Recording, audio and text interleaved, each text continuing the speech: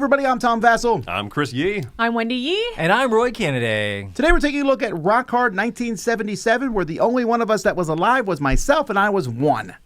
So, Rock on, So Vasel. you really remember this era so well. Yeah, so that's the thing. Like, none of us here can actually really speak to the theme other than what we might know. I must say, the theme is still just rock bands, though, right? Sure, but it's Rock and roll, specifically baby. in the 70s scene. That's because the designer is Jackie Fox, who was in a band herself, The Runaways. the Runaways, Cherry Bomb. Right. Anyway, I think So- that's the only song I know by them. I think it might be me too. Thank you, Guardians of the Galaxy. That's also how I know it. But anyhow, this is a game about being a rock star or becoming a rock star. You don't start as a rock star. It is a worker placement game. Let me show you.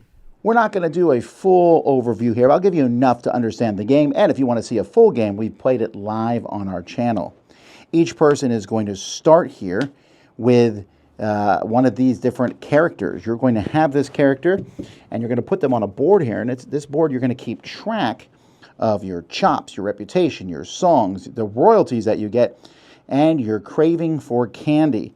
You're also going to start with a job. You don't start as a professional musician right away. You have a job, a law clerk. You can quit it at any time, but you might want to keep it. And a manager who you have to pay over the course of the game, but you also get some special abilities from that manager. You also will have a character. So you take a character that matches whoever you picked, put it in your color base, and then each round of the game, and the rounds start up here and go from April to December, or until someone hits 50 fame, you're going to place it. So in the first round, we do something during the day, we do something at night, and then we do something after hours. When it's your turn to go, and you'll have turn order, which is measured by actual guitar picks up here, when it's your turn, you can go to any of these different places on the board. During the daytime, there's various places that you can go to. I can go here for an interview just to move up one on your reputation. I can go here and hire a crew. Anytime something's in red on this board, you have to pay that, whatever it might be. In this case, it's usually money. And by the way, I love the paper money in this game. It's so thematic and has various things on it. It looks real, but it's legally distinct, even though it's paper money. Sometimes you need to have a record deal or have recorded a demo tape. And you can also go to the studio here. And you're trying to do a lot of different things, basically to increase your stats and to get roadies and maybe even move up on your royalty track, although you need to have recorded a record for that to happen. During the evening, this is where you're going to be maybe still working in the recording studios or going to some little bar and getting some points. You can go down to these big shows and throw on a big show, but there's a lot more requirements here. Here I need to have my reputation and my chops to together be 19 or higher. I need to have at least 8 on my songs, and I need to have 3 roadies and a record deal. But once I go there, I can go to any of these spaces, which could give me 10 points, 8 points, and a lot of other things. So that's what's going to happen in the evening. And then after hours is where I go and get a tape. I can pay money to get a tape recorded, which will help me maybe get that record done and get some more deals. Or I can go hang out in one of these areas. I will draw these cards from one of these spots, and whichever spot I go to, and it will give me often a choice. Here I get a candy, or I can move up my reputation track 1. Also, these cards themselves have different symbols. This being wild gives you no special abilities, but it's wild, and getting sets of the same or different will score you points. Also, depending on where you go in the evening, you'll see that there's different numbers on these different spots. If you go to bed early, for example, then you're going to be first in the next round. While if I go over to backstage here, I'm probably going to be last. There's also spots at the top of the board where you can go anytime you want. Buying and selling candy, donating blood, a quick way to get money, writing a song, or do your job. See, each person has a job, and whatever job, this job says it needs to be done in the evening. I'm a veterinarian assistant. So during the evening, instead of going to one of these spots, I need to go to do a job and get 2 money. If I don't, I'm going to get a negative mark, and if I get too many negative marks, I get fired from my job, which you might want. You might want that for thematic purposes. Now, I've mentioned candy in this game. You can spend candy to get extra actions.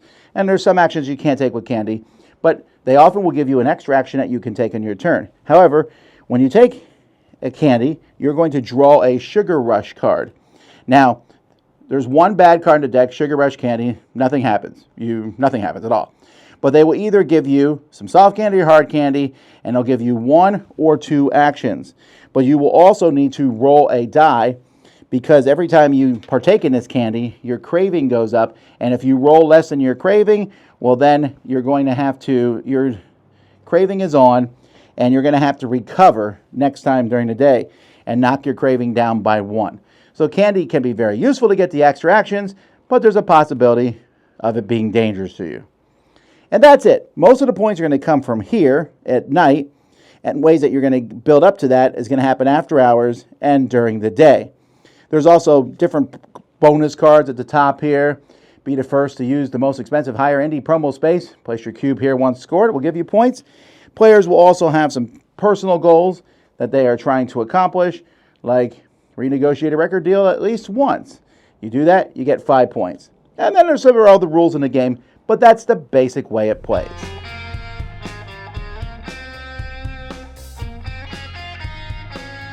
There's a couple other things too. There's random events that happen each turn. There's a spot on the board that changes from turn to turn that you go to. There's some spots, most spots only one person go to, but some spots other people go to. Like I said, there's other rules. I won't get into weeds. You can watch our playthrough if you want to see how it works.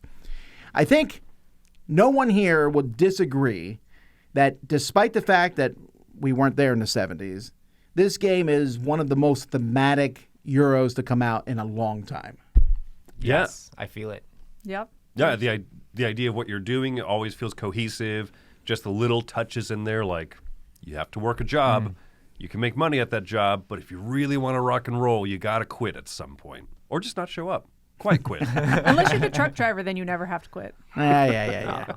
But I mean, everything from the money, the paper money, the components with the dials, the best dials of a game ever. I wouldn't mind if all games use these dials, because they're so much easier than those and they spinner don't slip, things. right? It definitely was fun, like being like, okay, I'm turning it all the way up, and of course it has 11 on there, and it's like, oh yeah, I gotta turn it all the way to 11, and it's just like, oh, it's songs and talent. I'm like, I gotta get my talent up.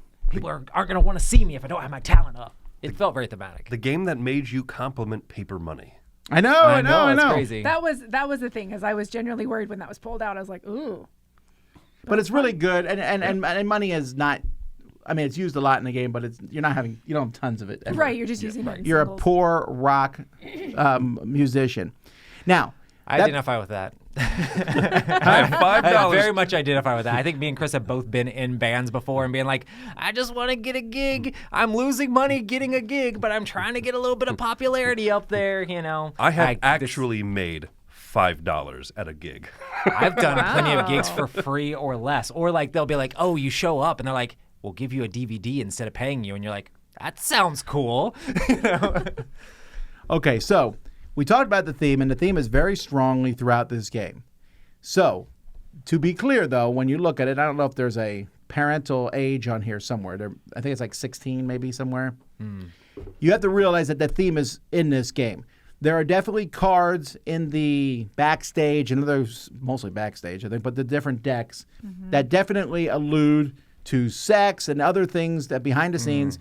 And there's no question that the candy is partially, at least, alluding to drugs. Right. I mean, it is, like, I read her designer diary, and she says you can get addicted to all kinds of things. It could be coffee, it could be drugs, it could be whatever, Caffeine. whatever's like boosting you to do more things, your addiction to fame or whatever it might be. But 99% of people playing the game are going to know it's drugs. Yeah. Right? I mean, that's what or at least they're going to allude to that. Sex, drugs, and rock and roll. That's very much the theme. And that is in the game. And you have to know that it's not overt, constantly in your face. It's not in your face, right? And stuff. I do find it a little odd that to be candy free is probably not the best option to take. I did that for the most part in the game. The main thing is like the candy stuff. I actually like the theme on that too, because like so many of the things you do that, you don't get extra actions to, like, you can't do that and then go like do certain things, like, oh, you can't do this and like play a show because people are gonna like be booing you or whatever. You can't like do too much of it and take extra actions to be able to do some of the stuff you actually really want to do. You can like take the candy and you can't even go to your job, you know? So some of that stuff makes thematic sense, like the way that it ties together. It's like, oh, you can go donate blood, which is kind of funny, you know?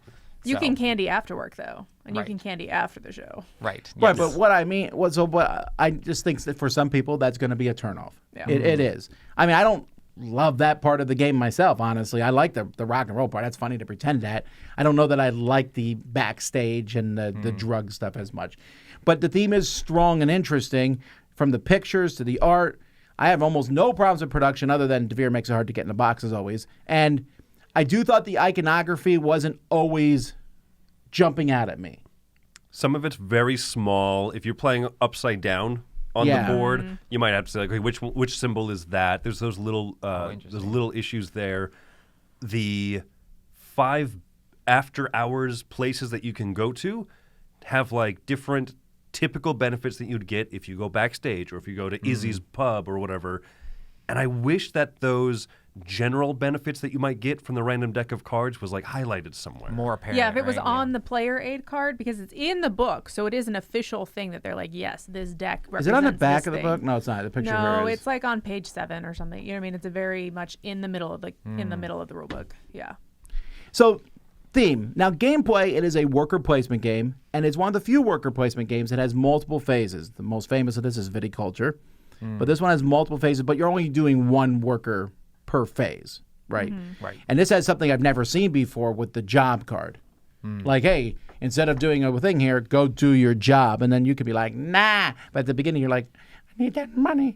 I need some money. I do find it interesting too that you have different shifts. So it's like you have the morning shift, the afternoon shift, or the night shift. And sometimes some jobs can be done during different times. It's just like there's theme dripping out of this in so many different ways. It's so cool. There is.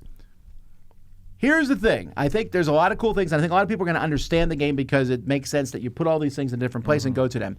I am concerned about a few things with the worker placement. One is I feel like there's a bunch of rails situations in here. Like, hey, I want to get a record deal. Well, to get a record deal, you need a record. To get a record, you need a tape. So I got to go get money first, get the tape, get the record, go here. And you kind of have to do that, right? Just like if you want to play at the stadium, you got to go to the bars first, then go to this one, then go to that one and that one. And again, that's fine. It's thematic. It builds up and everything. But it doesn't give you a whole lot of like, ooh, I'm going to do something different this game. Not really. You're going to kind of try to do the same things each game. There's some variance in there. I'm not saying this is everyone's going to play the same way, but there's not. When I look at this, I don't see lots of super diverse strategies. You are trying to be a rock star. That's your strategy, and you're going to go through, do it in various ways, and people might block you. But I don't say like, well, this time I'm going to try to play at a lot of small pubs rather than do the big concert. Yeah, you're always going to be You always trying to want play to get bigger and there. bigger. Yeah. That makes sense. No, that's fair. All right. I think the little bit of diversity that I see in this game for replayability's sake, because I agree that there is a little bit of that rails going on, is that you have unique player powers, you have the new unique managers. And so for me, that doesn't add a ton to explore because I love exploration games, but there's a little bit to explore. So don't feel like it's you play this once and you've played the game. No, I'm not saying that. I'm just saying I don't know that it's a much more straightforward game than you might think. And Right. I think straightforward is the way I would put it rather than on rails, because I was surprised. After my first game, I thought, okay, I see what it's going to do. And then my second game, I realized, those rails are a little bit wider, give me a wider berth to kind of move around than I thought. And you'll have different objectives as well, and you'll have Yeah. everybody will have secret objectives as well that they're kind of working towards and like kind of revealing and doing, So Yeah. that'll change it up from And game I've to seen game. some people go really heavy into this that collection of the late night stuff, whereas other people won't touch it. You know what I mean? So there's varieties there. Yeah, and then some people will go big candy strategy. I've heard people be like, I'm going Ozzy Osbourne this game. And then they don't necessarily win by getting the most extra actions, which was surprising. I thought that seemed like the most obvious thing. And then people can do really well. You can go most of the game and not print a record. and do very well. Sure. And I was happy to see that it didn't feel as rote. Okay, within the first 2 rounds, you want to make your tape so that at the start of the 3rd round you can get your record deal. I was like, oh no, there's a little bit more freedom, but I think that it is also for this size of box, for this company, for publisher DeVere, also a little bit more straightforward of a game than I expected. I guess my complaint in that regard is more like with the stats. Like, which stat do you need to increase? And the answer is all of them. It's Yes. always all of them. Like to get the record deal, they're like you need 5 of each or 8 of each, and then to go to the stadium you need what is it, like 8 of one, and then 9. Yeah, there needs to be 19s, which is like 10 and 9. So okay, whatever. It's so there's nothing like I'm not really good at my vocal, but I'm good at this, so I can go here. There's none of that. You just need to get good at everything, which again doesn't mean it's bad, but you need to go in knowing that. Right. Yeah, unless you have an objective that's private for you, that's specifically like, I want to be really high in reputation. Or if there's, Yeah. And the turn order, that's a pretty good mechanism. I like to go to bed early, although you almost never use that because there's probably better things to do that might give you. But Once in a while, you're like, no, I know what I need to do in the morning. yeah. Yeah, so for me overall, I like the game. I like the theme. Actually, I think there's parts of it I'm not a big fan of. But I like the theme. I like the straightforward. The thing I mentioned bothers me a bit, and the other thing that bothers me a bit is there's just a bit of randomness that somehow can, like the candy thing, can really suck if you buy candy, and then it turns out to be sugar-free candy, and the next person gets 2 extra actions. That could be the difference between the game. I also don't think the player powers and manager powers are created equal. I don't think they're game-breakingly different, but they at least feel different, which I think is going to be enough for other people. At the end of the day, I don't think it matters. I'm recommending Rockard to people who like the theme. If you don't like the theme, I don't think you should play this, honestly. Because if you're looking for just a great worker placement game, there's 100 of them. But if you like this theme, it's in the box. This is one of the best themed games of the year, for sure. It is. You open the box and rock and roll music will blare out of it. Yeah. They did a fantastic job in every instance, and I think people like that. And it's also not a money grab. The designer here, Jackie Fox, is a gamer. She has made a fantastic, well put together game here. But those things knock it down from being great for me. For me, it's a 7.5. Yeah, I am actually very close to you score wise. I'm giving this one an 8 because I agree. I think this is one of those times where the mechanisms of the game are very solid. They're very well done. If this was a game about something else, I would think that it was a pretty good game. But the fact that it is the theme and that it lives that theme through and through elevates it just a bit more high up for me. So yeah, it's an 8. It's fun. And it's also a game that has a sense of humor about itself. Right, yeah. It's aware of what the candy is, right? Someone's like, hey, did you know that there's... It's aware, right? You have to have a sugar crash and you have to spend your first action going to the hospital. It knows. Oh, you went to the hospital and you didn't go to the last shift of your job and you got fired for it.